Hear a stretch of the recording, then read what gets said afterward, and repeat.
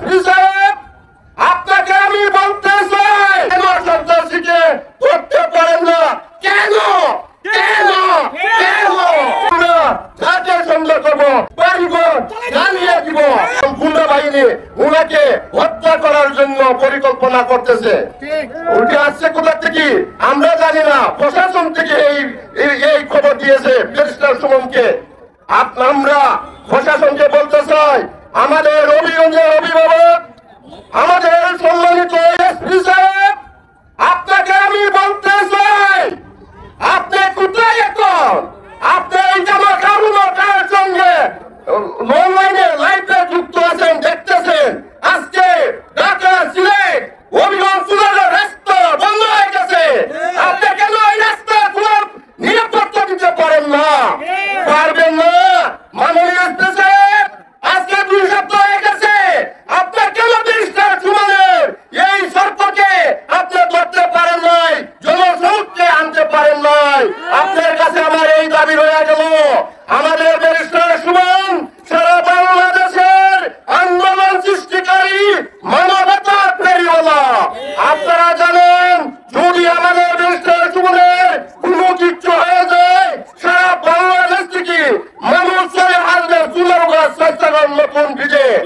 আমরা আজকে যে জায়গায় দাঁড়িয়ে আছি, আপনারা জানেন যে একটা বর্ডার, এইদিকে চুলারঘাট বাদুপুরের উপজেলার বর্ডার, ওইদিকে হবিগঞ্জ লাখাই উপজেলার বর্ডার।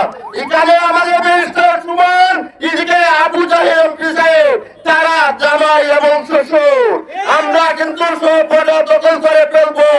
আপনারা কোথায় যাইতে পারবেন না? আপনারা কেন ব্যারিস্টার সুমনকে বাঁচাইতে আসছেন না? কেন আপনারা এখন পর্যন্ত তথ্য দিতে পারেন না? আপনারা দুর্নীতি করে তাকে মানে আপনারা দুর্নীতি করতে পারবেন? পারবেন না, পারবেন না।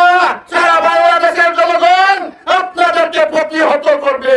আপনারাকে আমি আজকে এই জনসভায় আপনাদেরকে জানাতে চাই, 24 ঘন্টার ভিতরে যদি ব্যারিস্টার সুমনের হত্যাকারীকে ধরে না এনে জনসমক্ষণে এবং তার পরিকল্পনাকারীকে তাদেরকে আমাদের সামনে নামতে পারলে আপনার হবিগঞ্জে আপনার চেম্বারকে আমরা অবরোধ করব। মাননীয় এসপি সাহেব, এখন যদি এই কথার সাথে আপনি চলে না দেন, ঢাকা থেকে আপনাকে যাতে উদ্ধ করা হবে। আমি বলে দিলাম, আমার নাম মালিক জাপানি। আমরা এত আঙ্গুল খবর করা খুশি না, আপনাদের ক্ষমতাকে আমরা বুঝি।